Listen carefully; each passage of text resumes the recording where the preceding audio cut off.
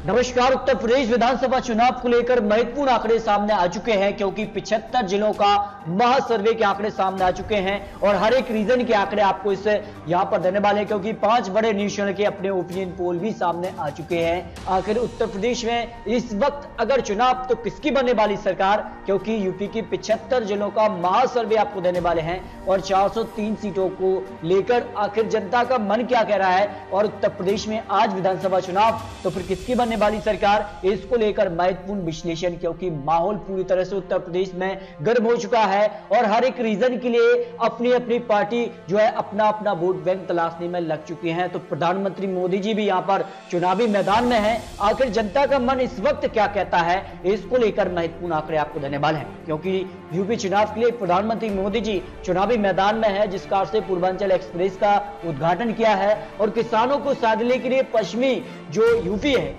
उसमें भी हलचल तेज हो चुकी है। किसानों के लिए बड़ा ऐलान यहां पर प्रधानमंत्री मोदी ने किया है। तीनों कृषि कानून को वापस लेने का ऐलान है, क्योंकि इसको लेकर किसानों का प्रभाव 120 विधानसभा सीटों पर है और पश्चिमी यूपी का समर्थन बीजेपी को मिलता रहा है, लेकिन किसान मानने को तैयार नहीं है।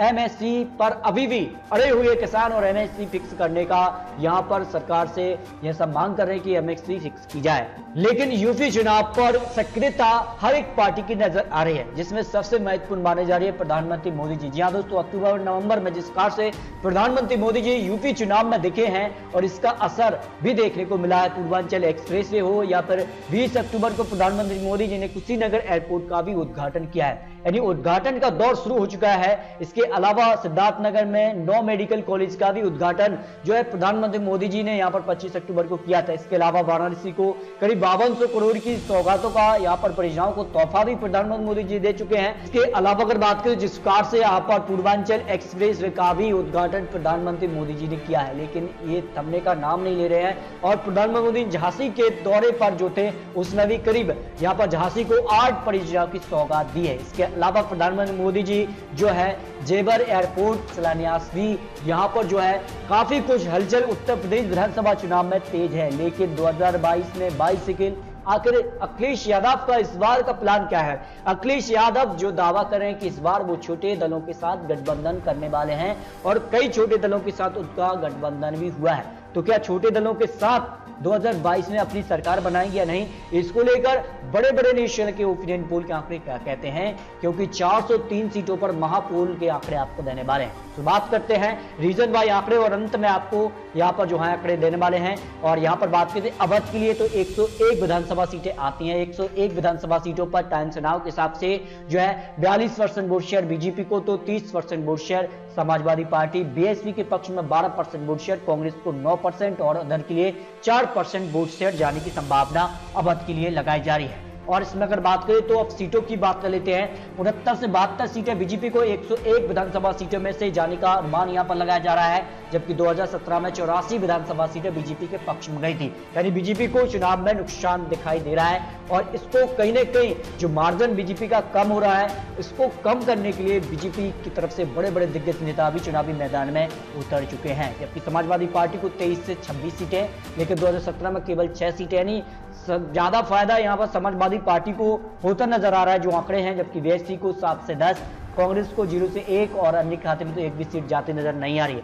जबकि पश्चिमी जो उत्तर प्रदेश है, पश्चिमी यूपी के लिए आती है, उसके आंकड़े क्या कहते हैं। इस हिसाब से बीजेपी को 40 से 42 सीटें जाने का अनुमान लगाया जा रहा है, जबकि समाजवादी पार्टी को 21 से 24 सीटें, बीएसपी को 2 से 3 सीटें, कांग्रेस को 1 से 2 सीटें ही जाने का अनुमान पश्चिमी यूपी में लगाया जा रहा है। जबकि यहां पर दोआब के लिए तो दोआब में जिस कार का वोट शेयर दिखाई दे रहा है 71 सीटों के लिए बीजेपी को 37 से 40 सीटें, समाजवादी पार्टी 26 से 28 सीट वोट शेयर के हिसाब से सीटों को कन्वर्ट किया जाए दोआब में तो बीजेपी को करीब 37 से 40 सीटें 71 सीटों में से, जबकि समाजवादी पार्टी को 26 से 28 सीटें, बीएसपी को 4 से 6 सीट ही दिखाई दे रही हैं। यानी कहा जाए तो कहीं ना कहीं हर एक रीजन में बीजेपी को नुकसान हो रहा है, लेकिन फायदा किसे हो रहा है, समाजवादी पार्टी को इसका फायदा होता नजर आ रहा है। बुंदेलखंड की 19 सीटों के लिए तो 19 सीटों का क्या है गणित, यहाँ पर देख सकते हैं कि 15 से 17 विधानसभा सीटें बीजेपी के पक्ष में जा सकती हैं, जबकि 2017 में सभी 19 सीटों पर बीजेपी ने यहाँ पर जीत दर्ज की थी। समाजवादी पार्टी को ज्यादा फायदा नहीं है, लेकिन बीएसपी को 2 से 5 विधानसभा सीटें इस क्षेत्र में मिलने का अनुमान यहाँ पर लगाया जा रहा है,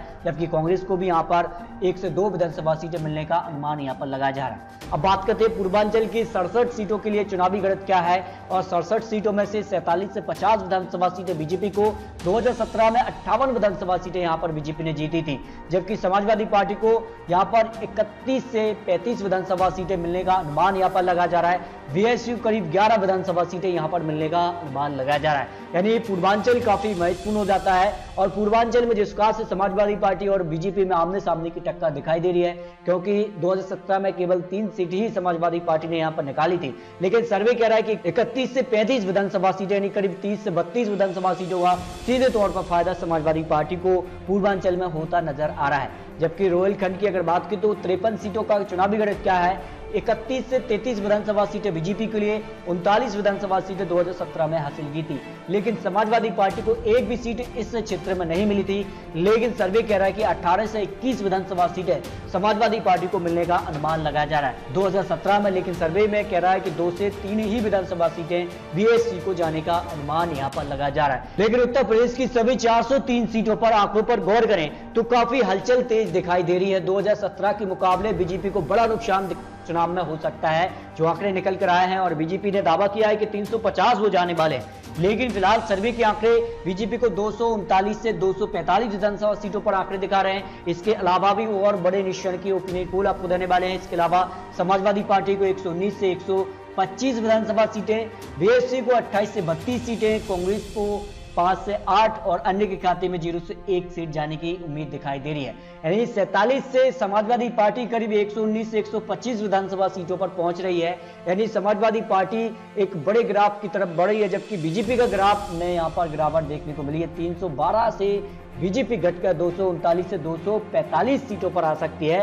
ये टाइम्स नाउ के आंकड़े निकलकर सामने आ रहे हैं। लेकिन इसके अलावा रिपब्लिक भारत ने भी अपने ओपिनियन पोल के आंकड़े जारी किए थे। उत्तर प्रदेश विधानसभा चुनाव की 403 सीटों में से बीजेपी को करीब 278 से 288 विधानसभा सीट मिलने का अनुमान लगाया था। यानी बीजेपी को 43% वोट शेयर, लेकिन समाजवादी पार्टी को 24% वोट शेयर से 57 से 67 सीट ही यहां पर रिपब्लिक भारत ने दिखाई हैं, जबकि यहां पर कांग्रेस को 4, अदर के लिए 6 सीटें और अन्य के खाते में 5% वोट शेयर के हिसाब से एक भी सीट जाने की उम्मीद नहीं दिखाई है।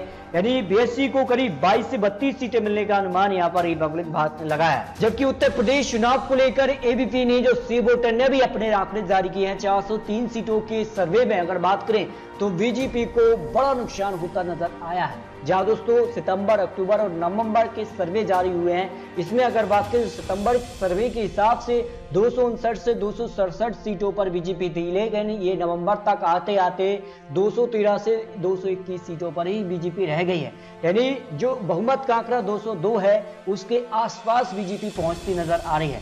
जबकि समाजवादी पार्टी का आंकड़ा सितंबर में 109 से 117 विधानसभा सीटें था, जो नवंबर तक 152 से 160 पहुंच गया है। यानी बीजेपी और समाजवादी पार्टी में जहां बीजेपी का वोट शेयर हो या फिर सीटों में जो अंतर है सर्वे के हिसाब से, उसमें गिरावट है, जबकि समाजवादी पार्टी की जो सर्वे के हिसाब से सीटों में इजाफा होता नजर आ रहा है।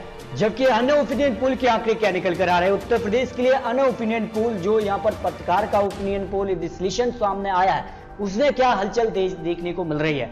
भाजपा के लिए अगर बात की तो 210 से 215 विधानसभा सीटें बीजेपी को जाने की संभावना है और इस हिसाब से 38 से 40% वोट शेयर, और 2017 के मुकाबले बीजेपी को 100 से 102 सीटों का नुकसान आज चुनाव होते हैं तब होने की संभावनाएं लगाई जा रही हैं। आने वाले वक्त में क्या होगा ये तो आने वाला वक्त ही बताएगा।